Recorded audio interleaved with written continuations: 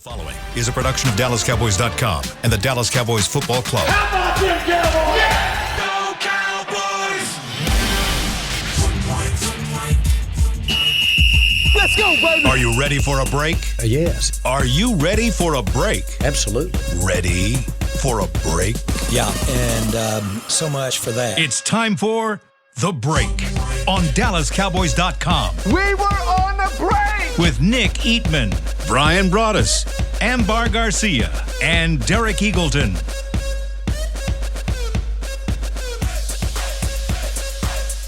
It's Friday, December 2nd, 2022, Season 18, Episode number 82. Welcome to the latest edition of The Break. We are live from the SWBC Mortgage Studios at the Star. We're presented by Miller Lite, the only beer of the Dallas Cowboys. Today we get you guys ready for Cowboys versus Colts.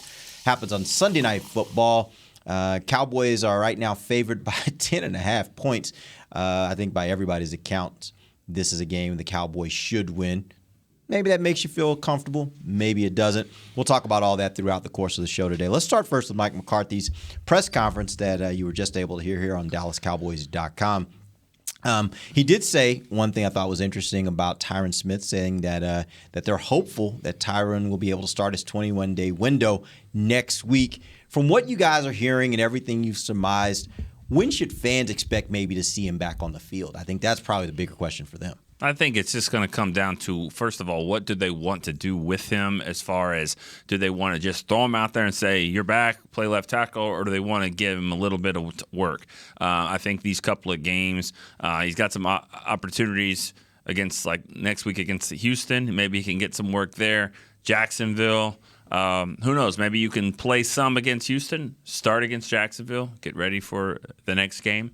And if it sounds like, you're kind of gearing up to the games that really matter, you have to, that's how you have to play it. Yeah, those final three are the ones that matter the most, you would think. Well, yeah, I mean, you should be able to win against Houston without Tyron Smith. You're 8-3 without him. You should be able to beat Jacksonville without him. I mean, he's only going to make you a better team, so you can kind of ease him back in, and you should be able to beat Philly without him. But it'd be nice to have him, I think. It's a really exciting time of the year because Christmas? for many reasons. Christmas, number one, yes. No, but the position that the Cowboys are currently at, they're in a really, really good position. And usually you tend to, lose players or players that are really banged up during this time of the year. But in this instance, when you talk about Tyron Smith return, we're still talking about Odell. He's going to meet on Monday with the team. And there's a lot of high hopes and a lot of expectation that they're going to be able to work out a deal. So having those two major pieces, thinking if it goes that way, to be added to the Cowboys roster towards the end of the year, you heading into the playoffs, it's not something I've seen it happen. I haven't been here when at that point of the year or the season, you get some key pieces like that can take you to another level. So it's very exciting, and the Cowboys are just in a really, really good position right now. Yeah, the thing with we were kind of all along getting the idea that when you go back, and I'm sorry I was texting a lot of things, there seems to be someone that's ill in Steele's family and stuff. That's what they're dealing with right now. And right now they don't know if he's going to be available to play. So we'll see how that all plays out over the weekend. But the thing about with Tyron Smith, all indications like we've talked about, I think we've been very consistent on the show, ton of talking about a potential timetable and things like that of him coming back. It was going to be, they were going to try and get him ready to start to work for or ramp up during the Colts week. And then after the Colts week, then you were going to start that practice time. I think we've talked about that a couple of different times here. And then, you have Jerry even saying, hey, Tyron Smith's back, left tackle, guard. We've had some discussions here as well about, I think it was Nick was talking about, when do you play? Do you go ahead and play Peters a little bit at left tackle to maybe get Tyler Smith a little bit more work at guard? But yeah, these games, you never know in the NFL. My line has always been, the NFL is a strange lady. You just never know how things are going to play out here. And you hope that you can go in this game and find a way to beat the Colts, beat the Texans, beat the Jaguars and then get everything, all the pieces back, whether that's a wide receiver, whether that's a tackle, whether that's moving a tackle to guard, and make a run at this thing, how you need to make it. Yeah. Let me ask you guys this question. This is a little bit of a bigger picture question, but I think it's worth discussing. There was a time in this franchise, not that long ago, when you lose Tyron Smith and everything fell apart. He was your best player for a long time, and then came Zach Martin. You lose your quarterback, Yeah. things fell apart. Yeah. It was all, and Sean Lee was in that category too. You lose Sean Lee, things fell apart. How much credit do you guys give Mike McCarthy for the fact that they're 8-3 this year? They have missed Tyron Smith all season. They missed Dak for a good part of the season. Things didn't fall apart. Not only did they not fall apart, they're actually in contention as one of the best teams in the NFC. Go ahead, Nick. He gets a lot of credit. I mean, and he gets the credit for building the team. Him, Jerry, Will McClay, Steven, all of them. I mean, they get credit for building a team that can compete and getting the guys ready in training camp. Look at what's happened at training camp. We can say, why is this guy playing, or this guy not getting enough snaps or reps, or why are they doing it like this? Oh, he's playing left guard, and everybody says, we're doing it differently because we're getting the team ready to go. And it's because when that happens, when things like that happen, these guys are ready to play. I say it all the time. You've heard me say it for 20 years. You've heard me say, build the team from 1 to 53. Not your 10 best players, 1 to 53. That's what the Patriots did so well, because when guys got hurt, other guys would step up. And that's what they've done. They've got a football team. It's not even 53. It's more like 65 to 70. But guys that come in and it's trusting the system. It's why you don't fire a coach every time they lose a game or not have a great season. You have to build consistency with a coaching staff, a scouting department, everybody together to know what type of player we want, and especially at the back end.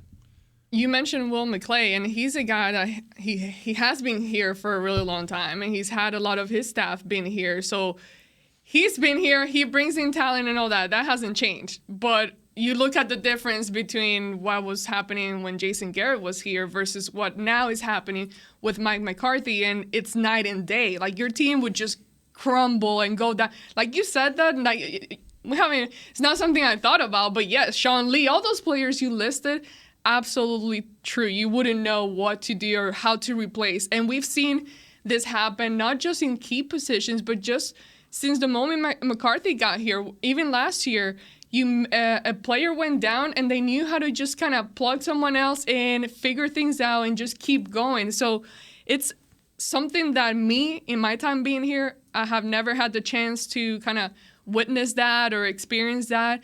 So it's great to see that kind of change. And McCarthy, I give him all the credit in the world. There are some things that he's been doing here that has been really, really amazing. And some people want to criticize him, but I think right now he deserves a lot of praise for everything he's been able to handle. No, so far. absolutely, yeah. There's been plenty of times I know myself have talked about him.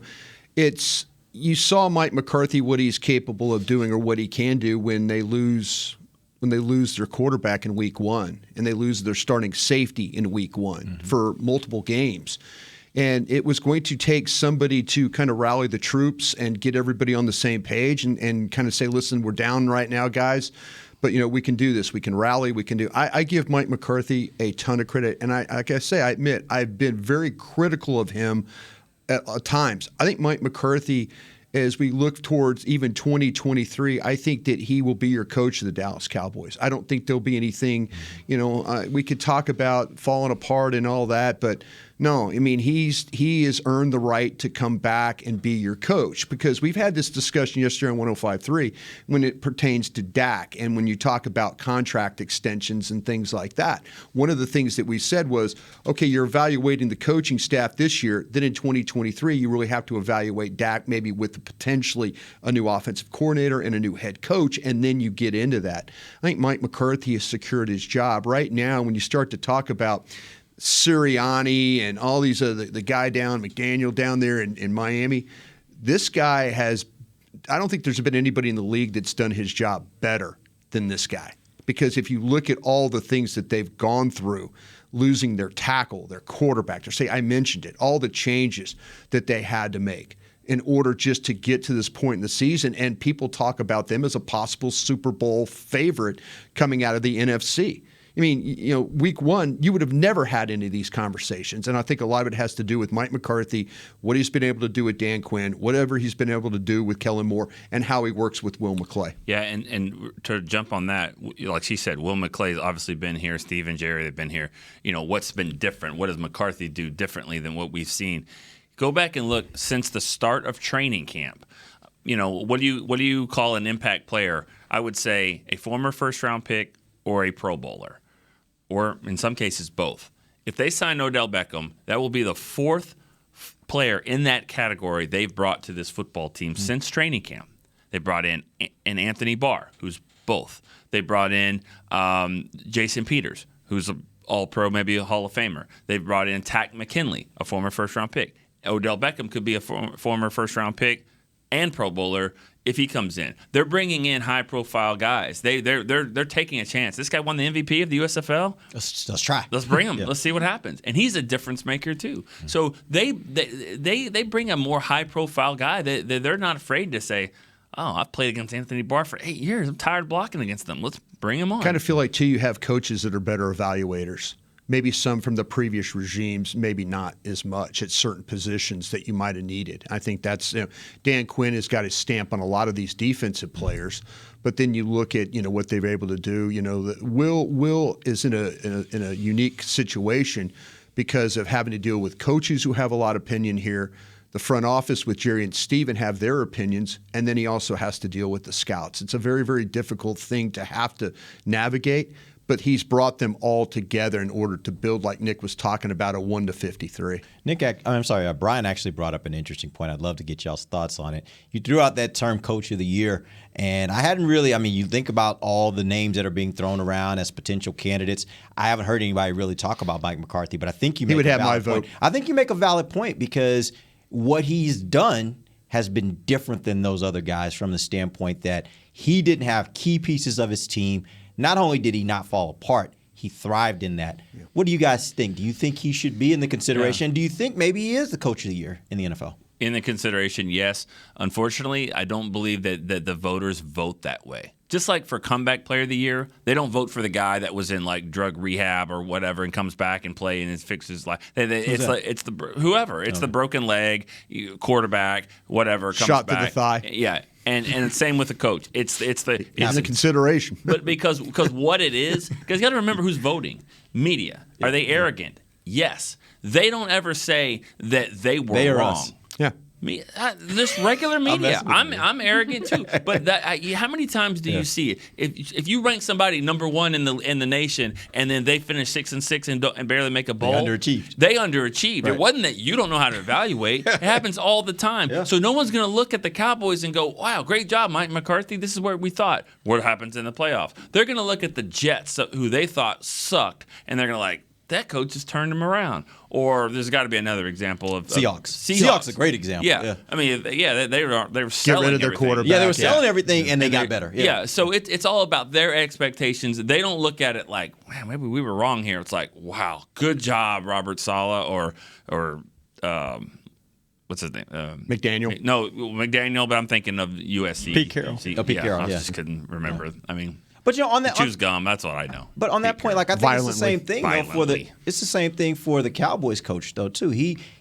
They got rid of parts that everybody said would kill this team. True. Like they were you're you right. cannot be better. I heard so many times last year people saying there's no way anybody can convince me that this team is better by losing Amari Cooper and Lyle Collins and Randy Gregory. And guess what? This team is better. Yeah. And so it may go to your point about the arrogance of the media. But the fact of the matter is, for every argument you can make about any coach in the league and what they've done this year, you could probably say the exact same thing about Mike McCarthy and what he's accomplished. The Eagles coach, you got to give him credit too. I mean, they've done a great job as well, and they're developing a quarterback that not everyone thought was a real quarterback. And that offense. The people that drafted him, they drafted the second round. The Cowboys were thinking drafting him in the second round as well. Not to replace Dak. To do some kind of hybrid thing. But if people thought he could play like this, he would have been drafted a lot higher. And he's a winner, and they've done a great job. You got to give them credit. I think if they keep winning, their coach will be thrown in there too. Yeah, absolutely. Yeah, Yeah, I think he should absolutely be considered. I don't know if he would win, but for sure to be in that category and conversation. You look at the type of offseason he had, the amount of criticism he was receiving in front of his boss, Jerry Jones, asking questions like that. At training camp. We opened training camp. At training yeah. camp, that's tough. The fact that he was used as a joke at the NFL Honors Awards by the comedian, what was his name? Keegan? I always forget his name. But anyways, was it funny? Yes, it was funny. But it was embarrassing. It is embarrassing for you to bring light to something like that in front of all your peers and people that you work with. And then you ask your quarterback, I forgot what the question was, but he asked some question, I don't remember. But the point is, when you're putting that so much light about how bad and like how much you should be fired, and the fact that he's handled this season so well, and I think he's done such a great job. If anything, I like him even better in the way he speaks to the media and everything. He hasn't lost his composure. He's kept it going. He's kept his focus. He knew going into the season he was in a very, very hot seat. He knew there were two possible candidates ready to sign some papers and become the head coach and take his job. So all in all, he's kept his cool, and he's done such a great job with the team so far, with the coaching staff, making the changes that need to happen, and just not crumble under all this type of pressure. Yeah, I challenge Nick Sirianni to win 4 or 5 games with Gardner Minshew at quarterback. Okay. No, and that's or Ian fair. Book. Yeah. Ian Book. Yeah. Tell me any team that right now is fighting to be in the tournament, and I'm going to take your starting quarterback away for 5 games. I challenge you to win 4 of those 5 games. And you could talk about it's the defense, Dan Quinn. Yeah, I mean, you could talk about maybe some of the schedule and how they're playing. Fine, it's hard to win in the NFL. Well, 2 It's of them hard. were division games. One was a team that's gotten hot now in Cincinnati. There were some good wins in that. No question. Super Bowl champs. Yeah, absolutely. No question. Yeah. And see, Rams. that's the thing about it is I challenge Nick Sirianni to go and win 4 or 5 games with Gardner Minshew at quarterback. We'll see how good your 53 is playing with that guy. Him, Ian Book. I don't care who you put in there at quarterback. Go win 4 of your next 5 games. That's why the Jets their coach might slide in here because he's winning with Mike White and he benched his quarterback, and we'll see. I mean, we'll see what happens, but that seems like a pretty favorable pick there from New York media, from just the Jets. I mean, you talk about a laughing stock. I mean, they're the punchline all the time. Mike White. Let's be honest here too. And I'm a guy in the draft show that absolutely loved Mike White. Loved to pick Mike White. He was my guy. I mean, and I realize this about Mike White. He wins 1 game a year. When you ask him, he's playing this week. They're playing Minnesota at Minnesota, and then they go to Buffalo.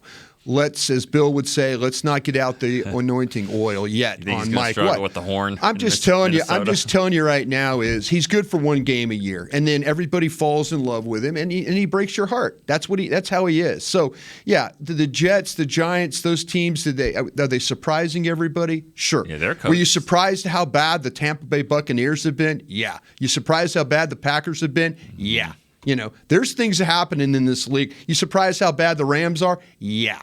There's a lot of things in this league right now that that are kind of out of whack. But you're a team here that survived the issues. You survived your quarterback being down for 5 games and won 4 of those.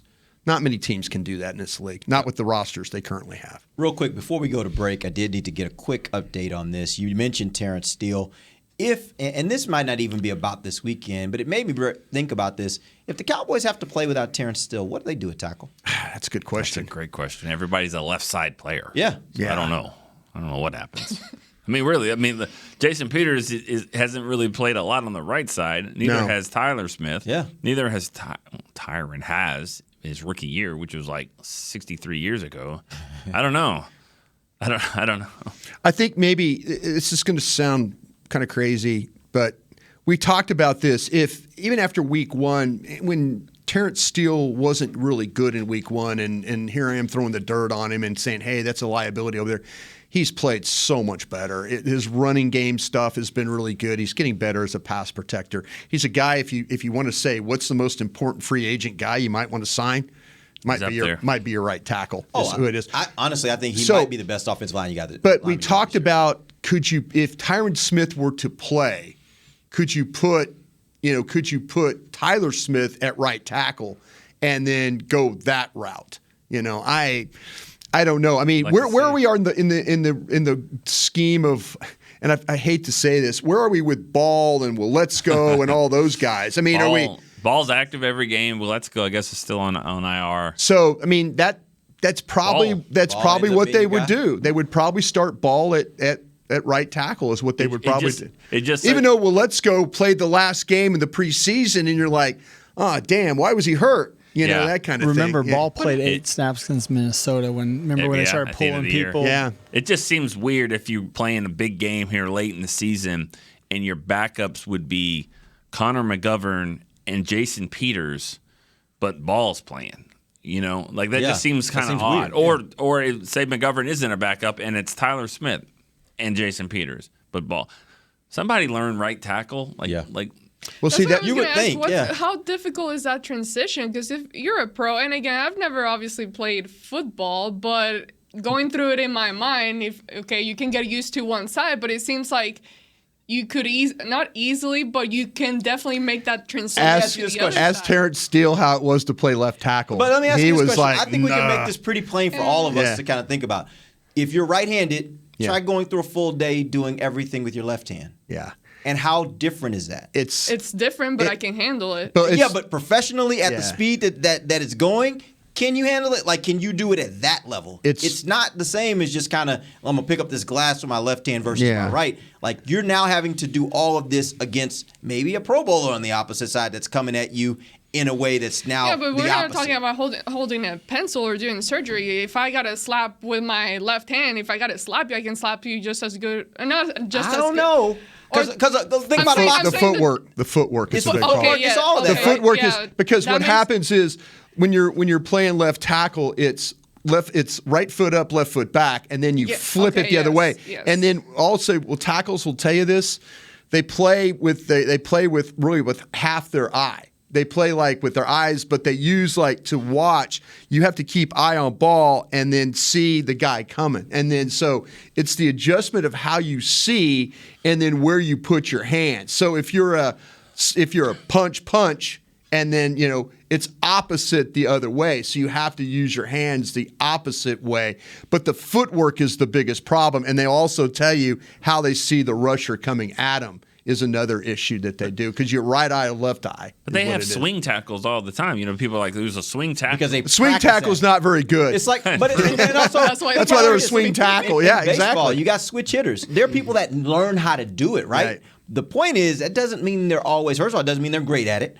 And sometimes being able to do that means I have to work at it to get somewhat proficient on the side I'm not accustomed to. I'm not going to be great at it, but I can get pretty good at it. That was kind of my question. It's could it be at least enough to keep you going, obviously? And maybe it can. That's just a matter of time. The question is, have they had enough time to do that? And I don't know if you can get that in a week. I don't know. I mean, playing in the NFL is hard. It's hard when you're always on the right side. If you've always been on the left side trying to move over there, that's probably not an easy thing to do. I'd put Tyler Smith over there. If Steele can't play, I'd put Tyler Smith over there, put McGovern at left guard, and put Peters at left tackle. You know what? I'm hopeful. Yeah. I think what happened to Tyler Smith last weekend was 3 games in 12 days, and he needs the work over. He needs the practice time. He does need the practice time. We learned that as well. All right, we're going to take our first break. When we come back, we're going to jump into some topics related to the Cowboys versus Colts. Do that when we come back. DallasCowboys.com radio. Todd thought it would be secure to jog in the cheetah savanna. Todd believed the big cat repellent he bought online was reliable. And now, Todd is trying to be faster than this cheetah that can run 80 miles per hour. But the good news is, Todd has AT&T 5G that is fast, reliable, and secure. And he learned the best thing to do is stop running and toss her the backpack with the beef stew. AT&T 5G. Fast, reliable, secure. It's not complicated. 5G requires compatible plan and device. 5G may not be available in your area. See att.com/5G for you for details. What do you call a group of grown men and women with their faces painted silver and blue who get together every week to share a 3-hour-long ritual of jumping, singing, and toasting Miller Lite in 10-gallon hats while yelling, "How about them Cowboys?" You call it Miller Time in Dallas. Here's to the Cowboys. Here's to the original light beer. It's Miller time. Celebrate responsibly. 2021 Miller Brewing Company, Fort Worth, Texas. Want to use what the pros use? How about the official men's skincare brand of the Dallas Cowboys, Jack Black? Right now, you can get the Jack Black Starter, a curated collection of Cowboys locker room favorites for just $10 with free shipping. The starter includes 4 Jack Black skincare favorites, plus a full-sized intense therapy lip balm. Go to getjackblack.com/Cowboys and use the code word TEAMJB. That's getjackblack.com/Cowboys. The Jack Black Starter, $10, free shipping. When you build, you start with the foundation. And home ownership is a foundation of a stable future. The Bank of America Community Home Ownership Commitment has helped over 34,000 people lay the groundwork so far, with up to $10,000 towards your down payment or 3% of the purchase price, whichever is less. The satisfaction of owning your own place can become a reality. Visit bankofamerica.com/homeowner to learn more. What would you like the power to do? Bank of America NA, Equal Housing Lender. Credit and collateral is subject to approval. Restrictions apply. This is not a commitment to lend. Back to the break.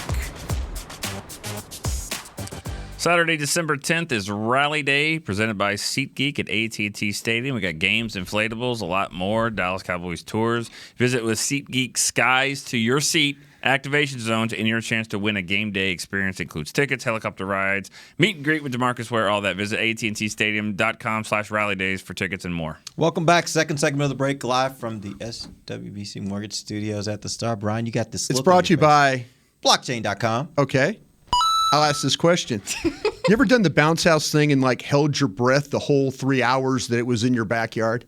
That's like the kids. Oh, no, I haven't done that. You never done the bounce house thing? No, I've always I worried. know what you're talking about. Kids bouncing around. Oh, it's like midair collisions is what it is. I've never, I mean, it's like every, oh, okay. You know, you're always like, you're just kind of, It's a bouncing lawsuit. Yeah, exactly. Like kids bounce out of the arena into the grass, and you're like going, "Oh, you're okay. You're okay. Maybe you need some juice box over here. Come on, let's go over here." You know that to me, the bounce house is a terrifying thing, almost as much as slip and slide. You ever done that thing? Yeah, that's a compound fracture of an ankle. Yeah, slip and slide always looked cool in the commercial. Yeah. In the commercial with this grass, until you were on the grass and you were rolling like Evil Knievel. All over you. It was never as you never did slip and worked slide, out did you? as simply and easily as it does on the commercial. That's true. They make it look really. Then you get off the edge of it and you're on the grass and you look like Evil Knievel hitting the pavement at Caesar's Palace when he's trying to jump over the fountain. Just bouncing around. Like just awful. Anyway, I'm sorry. Go ahead. Questions you had? Lots of fun for the kids. It is. There are toys. There are toys in the 70s. I love it. There are toys in the 70s that are outlawed. Lawn darts. You ever see that thing? Okay. A huge spear on you, throw in the air, and it's like, okay, here it comes. In this read that was similar to War and Peace, I had things like helicopter rides, DeMarcus Ware tours of the stadium, but no, it was the inflatables that got that look. Like, whoa! Like, have you ever? I'm just telling you. Hey, I'm sure we're going to be fine with our inflatable. Yeah, here. we're going to be fine. We're going to be fine. But in your backyard, it's one of the most terrifying things you could ever deal with. When we were growing up, it was just the trampoline, and there was no sides to it. No, my kids got sides, so if they kind of get off the trampoline, they're going to bounce right back in. But you didn't have it. You're going to hit the ground. Yeah, you're going to and separate. You get up and you're like, that hurt a little bit. And you're going to keep going. You're playing dodgeball on it. You're bouncing and you're trying to avoid the ball, but then you end up in the springs, and your face is smashed into the spring. My backyard is so small. If we had that and they fell out, it would be next door to the basketball court next door. It would go right over the fence. The good thing about it is back when we were kids, you were actually trying to push your friend off. Yeah. So it was just part of it. Wrestling. There were some double drop kicks in the 70s, 80s. There were some dangerous damn games. I'm serious. Okay with it. And we were fine with it. Yeah, it made us tough. Your mom and dad were up front smoking a cigarette, and you didn't have a seatbelt on. That's kind of what you did. All right. That's so funny. All right, let's jump into this Indianapolis versus Dallas matchup. Start first telling me, I'm going to go around the table, biggest concern you have for the Cowboys offensively. And I know it's going to... Steele playing right tackle. There we go. No, I don't know. Offensively, biggest concern. That would be a concern. Throwing the ball over the middle right before halftime, like to CD and Dak, just that play right there. The turnovers. You're not going to take that out? I'll take that play out. I think Brian said it yesterday about the Giants game. Don't give them anything. Like don't and that's the way my approach is. Don't give the Colts any life. Just play your game. They play your game, you'll win by 3 touchdowns probably. Maybe 17 points. But just play your game. If you get greedy and you give turnovers and you go for it on 4th down because you think you can get it at your own 37 and they don't, then they score and all that. Just play your game, and you will wipe the floor with them. But don't give them anything cheap. Yeah, the thing I would worry about is 4-man rush, not a lot of blitz pressure and stuff like that. Now, did the Colts watch the Giants play and say, "Wow, they got some guys home on some blitz pressure stuff"? Maybe that was because of the short week.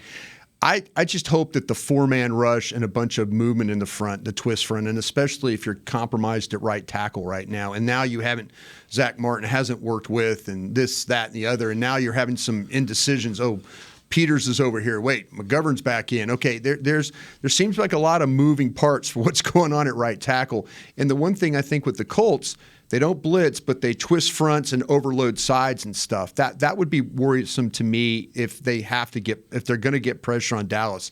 Those are you got to be prepared for that kind of attack. To me, I think it would be something like starting the game a little too comfortable with your team. How about starting slow? You always talk about that too. Yeah, that's a problem for sure. But just in general, I think that this is a team. This is a game that, to me personally, I just see it as an automatic win. They can definitely beat them. They got every reason to beat this team. They got it, But that's when something happens. Yeah. Those teams like those are the ones that just kind of surprise you, and all of a sudden the Cowboys, and not because the opposing team necessarily beat them, but because the Cowboys just beat themselves and started making mistakes. So penalties, things like that, starting the game slow, penalties, and just kind of not, just stepping on their own feet. That's my biggest concern when it comes to offense for this game. Just Cowboys not being able to take care of their own business and just getting too much in their own heads. I thought you were going to go with starting slow, because to me, that's how you're going to win this game. You're going to put more pressure on them than they can take offensively, trying to keep up with you. Their game is to try and run the ball and throw the ball underneath 10 yards and let people run and do all that, and then hope for the best. Mm-hmm. So I was leaving that for you. She always has a great idea. Don't start slow. Put pressure on the Colts from the jump. Make it like we were talking about, a 7-3 game, a 14-6 game, a 21-6 game, a 28-9 game. Make it that type of game where the Colts have to keep up with you, and it makes them very, very one-dimensional. Biggest concern defensively? I guess just, Jonathan Taylor just kind of getting hot and running the ball and finding a rhythm there, and they have a guard that's really good, and Nelson. I mean, just him getting hot and break, because he can break off the long runs too. Mm-hmm. That's one thing that we've seen from him. So it would have to be all those things. There's not starting out as hot as you want to. The Colts think they're still in this game. The score is close. They're still running it. They're still having success. And I think just a growing confidence in the running game from the Colts, I think. Yeah, I worry about that. You have an official in Carl Sheffers this weekend, and he is one of the most penalizing. He loves home teams. Home teams win a lot of his games. Great. Since 2016. Home teams, that's the one thing you got going for you. The thing that I worry about, they're very high in unnecessary roughness penalties. They're very high in defensive holding. They're very high in defensive pass interference. My biggest fear is all of a sudden you get pressure, you get off the field, and then there's that backside defensive holding penalty, or there's that Donovan Wilson taking a run at Taylor as he's going off the sideline. He's running to the sidelines. He's 2 steps off, and Wilson just blasts Taylor, and then it's a penalty, and it's 15 yards going the other way. Don't do anything. We talk about my biggest fear is those defensive penalties. It's the ones, the hands to the face, the defensive holding, the unnecessary roughness. This guy has proven he will call those penalties. Don't be that team this week and give the Colts life after you've got them off the field. They have got to change that rule in the competition committee, where we saw it, I think, in the Packer game with Rodgers rolled away from the field, rolled to his left. He was running for his life. He threw a quick pass. It was incomplete. And they called, I think, Diggs way down here on a holding that what I don't understand is that if he would have thrown the ball 40 yards in the stands, they call that uncatchable. As an uncatchable pass, it doesn't matter if you were roughing him up over down the field, it was uncatchable. Well, this was pretty uncatchable too on this side. Like, the plays that don't matter, there's no way they should be calling that. And that's one thing if he's going through 5 reads and he's looking at everybody and then he throws it and this one was holding, I get it. But if you never even looked that way, there's no reason to call that. You got to opposite of your point, though, you had an interception taken back off the charts because Diggs held a guy. You know, I mean, you're like, you tackle guys, and to your point, though, every time when I'm sitting in the press box and I'm watching them get off the field on third down, I immediately scan the field because I'm thinking, okay, back judge has thrown a defensive holding. They grab the tight end here. Oh, no, by the way, on the other side, Anthony Brown got all out of whack, and he just pulled the guy down because he thought he was going to get run by. Dallas has got to. They're a penalized team, and I believe this. I don't think penalties changed. We could talk about it. Mike McCarthy can continue to talk about it. The pre-snap penalties and stuff are bad, but they get the worst penalties at the worst time. And this is an official that will call penalties at the worst time, and that's what worries me about this, especially on the defensive side of the ball. Kelvin Joseph playing. We gotta worry about that. But. On defense, I don't have a lot of concern. Just run defense. Don't let somebody and we know the quarterback, he doesn't move a whole lot, but I think that's one area. I mean, we've talked about it, that they'll benefit a whole lot there. But if the running back gets loose and gets going, I think that's one area that it can definitely hurt the Cowboys. Yeah, this is one of those games, too, where the ball is completely going underneath every play. You just, and to me, it's put Diggs on Pittman and put 10 in the box and see if they can run the ball. I'm not going to let you run the ball in this game. I am not. And if you want to throw the ball short all day, I'll play press coverage and make you fight the jam all day long. They're tall receivers. They're capable of making plays, contested plays. But Matt Ryan is also he is going to get the ball out quick. He is not going to hold that ball. If he holds the ball, it's a sack. They've proven that. I think they've given up 43 of them this year. Most of the league. Yeah. All right, we're going to take our final break. We'll come back, and we'll get some predictions. We got a few fan questions, too. But then we'll come back. DallasCowboys.com radio. The season is finally here. For months, we've been gearing up to win. Now it's time for the team that performs on any field, United Ag and Turf. With John Deere Zero Turns for mowing, compact tractors for loading, mini excavators for digging, Gator utility vehicles for hauling, implements for grading, hay tools for baling. United Ag and Turf, for winning. The official Ag and Turf equipment supplier of the Dallas Cowboys. Visit UnitedAgAndTurf.com for more. Todd thought it would be secure to jog in the cheetah savanna. Todd believed the big cat repellent he bought online was reliable. And now, Todd is trying to be faster than this cheetah that can run 80 miles per hour. But the good news is, Todd has AT&T 5G that is fast, reliable, and secure. And he learned the best thing to do is stop running and toss her the backpack with the beef stew. AT&T 5G. Fast, reliable, secure. It's not complicated. 5G requires compatible plan and device. 5G may not be available in your area. See att.com/5G for you for details. This sweet! Did you get to work on time? Yeah, but I just realized it's Sunday. Little Sweet says head on home. Dr. Pepper's on its way. So sweet, unique. Baby, there's nothing better. I bet you've probably done something that deserves a Dr. Pepper. Did you invest your nest egg in an NFT? Yeah, and I don't even know what that is. It's a non-fungible token. Everyone's done something that deserves a Dr. Pepper. When you build, you start with the foundation. And home ownership is a foundation of a stable future. The Bank of America Community Homeownership Commitment has helped over 34,000 people lay the groundwork so far, with up to $10,000 towards your down payment or 3% of the purchase price, whichever is less. The satisfaction of owning your own place can become a reality. Visit bankofamerica.com/homeowner to learn more. What would you like the power to do? Bank of America N.A. Equal Housing Lender. Credit and collateral is subject to approval. Restrictions apply. This is not a commitment to lend. Back to the break.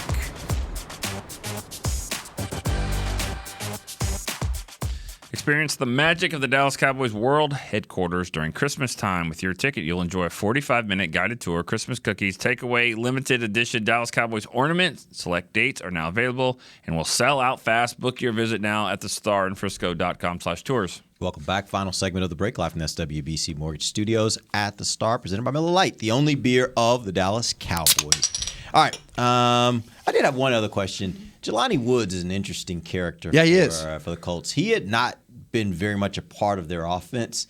And then this last game, he just explodes. I think he had like 9 targets or 9 catches, something like that. And then he's missed all practice this week. If he misses the game, my thought is like they really, other than Pittman, they don't really have receiving threats that you have to worry about. Pierce is just think about Christian Watson just saying, all right, well, watch this. Watch this, yeah. Hold my beer. Pierce is a guy that's capable from Cincinnati. He was, when you watch him play coming out of college, he made so many big catches. And you watch him in these games, he's a running traffic guy. He takes big shots. Like, sometimes Ryan is good with the ball, sometimes he's not, and there's a big hit. Their receivers do have toughness. They're both are tall. That's the thing that you have to deal with is that length and the reach, especially the stuff that goes up in the air, the stuff that goes across the middle. So I'm not trying to say, well, no, they have guys that are capable. They don't have that over the top guy. They really don't. And what's interesting about what you say about Woods, he came out of a draft last year that was just a ton of tight ends. I mean, that my tight end board probably was the deepest when you talk from 1 to 7. And, this guy's like 6'7", he's 253 pounds. And the Cowboys have done a lot of good work against tight ends this year. They really haven't allowed them to kill. But this guy, when you look at Woods at Virginia, and I was going back and looking at my notes, a guy that they play him in we call 3-by-1, the trips formation and stuff. They flex him out. He's up the field. He's one of those guys that he'd catch the ball in traffic at Virginia. He had a feel for how to find space. Some of the things that we saw in the Monday night game, it's really kind of strange to see him not be used the way he was at Virginia. But, maybe they found something with him. And I think you just have to be worried about a guy that's 6'7", 253 running down the middle of the field. The question just becomes, is he going to be able to play? Because he hasn't practiced all week. And obviously, if he doesn't play, that's one more thing that helps the Cowboys. Absolutely. One less guy to worry about. All right, let's get to actually it's 42. So let's go ahead and get our predictions. It's getting close to the end here. Let's start with you, Nick. Which way do you go on this? I think that the Cowboys are just going to be too good for them, and I think that the Colts will be game for a while. It'll be similar to the Giants, even though I don't think the Giants will. I don't think the Colts will score like the Giants did late. I think it'll be a little bit more one-sided. I'm going to say 34-16. 34-16. All right, Amber. Cowboys. I would say. This is a game where I wonder if we're gonna even get to see like Cooper Rush go in and just kill some time at the end of the game. I would say probably 38-20 or something like that. Cowboys. I think the only thing that concerns me is that this becomes one of those games that we all think the Cowboys should definitely win, and then they come out Green Bay.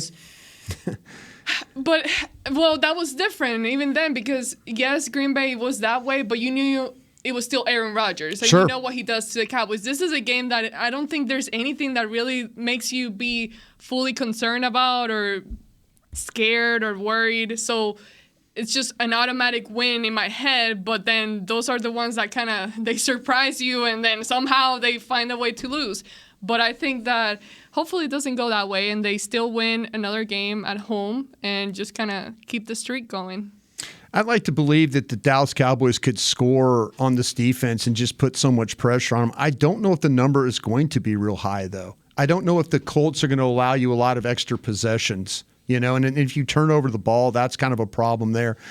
I've got the Cowboys winning this one 27-16. I think that it's 16 points for the Colts is a lot, but I just do worry about them running the ball, maybe busting a run, then they kick a field goal, that kind of thing.